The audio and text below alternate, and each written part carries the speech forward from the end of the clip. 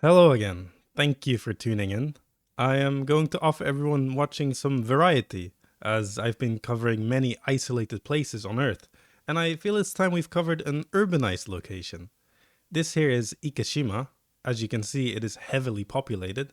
They have rows of apartment buildings, a bustling port, a hub of learning, and a thriving industry.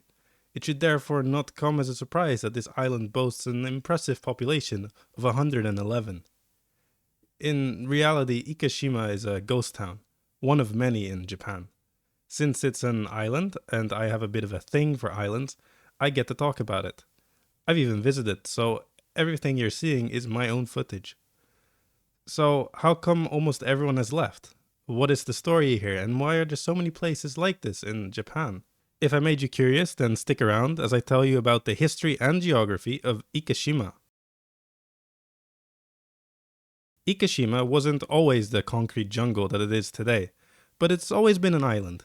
Located just 5 kilometers off the coast of Kyushu, Ikeshima is a part of the Nagasaki prefecture.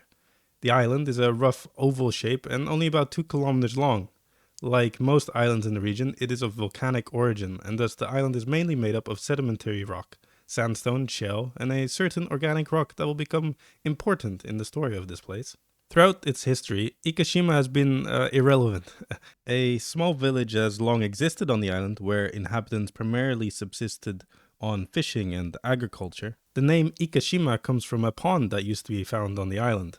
The word Ike meaning pond, and Shima being, well, you guessed it, island. Pond Island remained largely unchanged until one day it was silently bought up by the Matsushima Tanko Company. It turns out that underneath the island was a large coal seam, and it was the middle of the 20th century, meaning that coal was just becoming a booming industry in Japan. Many mines would open up around the country, and this influx of coal was used to fuel the explosive growth of the Japanese economy, as well as the explosives production for the Korean War. Ikeshima would not be the only island in Kyushu to get this treatment. And not too far to the south, the same story played out on the now famous Gunkanjima, to an even more severe degree. But Gunkanjima is much more well known. It's a UNESCO World Heritage Site and a massive tourist attraction.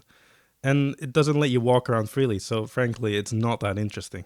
Ikeshima does let you walk around and let you explore the decaying ruins of a once thriving industry. When mining began, the population of the island would skyrocket from 300 people to 8,000, with the entire town economy revolving around the mine. If people weren't working in the mine, then they were supporting those who did, running shops, schools, services for the families. In only a few years' time, the island would have become almost unrecognizable to how it previously was. The coal seam that could be found underneath Ikeshima extends far in its width, meaning that most of the deposit actually lies next to the island. Extensive tunnels were therefore dug that spanned the area, with most of it lying underneath the seabed. Things were looking very bright, for Matsushima Tanko that is. I bet the workers didn't have terrific lives, indicated by how radical the coal unions of Kyushu would become. But it wasn't all to last, as by the 1980s, coal demand would plummet across the country. Instead of coal, Japan gained a new reliance on oil. The coal that was used became cheaper to import due to the rising value of the yen. These two factors made domestic coal extraction economically infeasible. All coal plants across the country were forced to shut down. Ikeshima was no exception and would be the last coal mine in Kyushu to cease operations, closing in 2001, leaving thousands of workers without a job on an island that couldn't support them. Naturally, this resulted in an exodus of workers, with only a few people remaining, mostly elderly who, for one reason or another, decided to stay.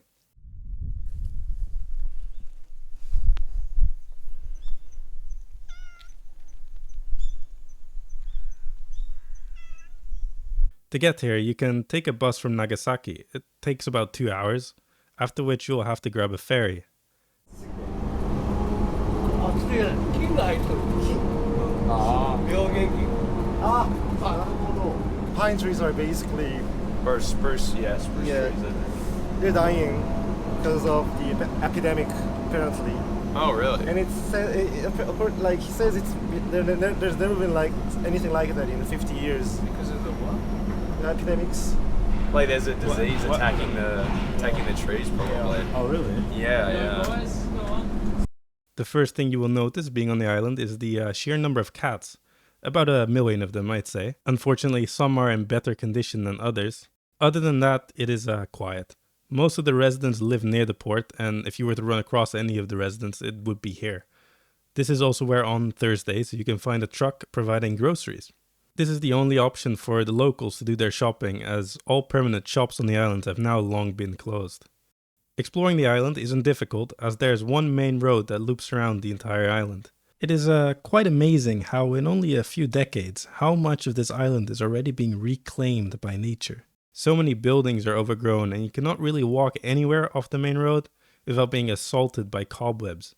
I saw many spiders when I was there, but that could be because of the time of year. Around the port area you can see many remains of the coal mining operation, and as you venture deeper you can also see the school, which both served as an elementary and a middle school, and is apparently still active with like 3 students, or so I've heard. I couldn't really find any more concrete information on this. It feels pretty surreal walking around this place. It's eerily quiet with only the noise of the wind and the waves. Some of these you can't even tell almost that there's still a building behind it. So, what does the future hold for Ikeshima? Probably not a whole lot. There are attempts to increase tourism on the island, with a guided tour having been established, allowing to also take a look inside of the coal mine. Apart from that, there are no new people coming to live on the island, meaning that there will come a day that there is no one left at all on Ikeshima, apart from the cats, of course. That should bring you up to speed on Ikeshima, an island that serves as a monument to a vital part of Japanese history. An island that rose out of irrelevance and after a few decades slid back into irrelevance, as the nearby Gunkanjima stole all of the hype. Nonetheless, I hope you found the story of the island interesting, and if you're ever in this part of the world, I would recommend paying it a visit. If you have any other islands you want me to cover next, feel free to leave it in the comments, and I'll add them to my list.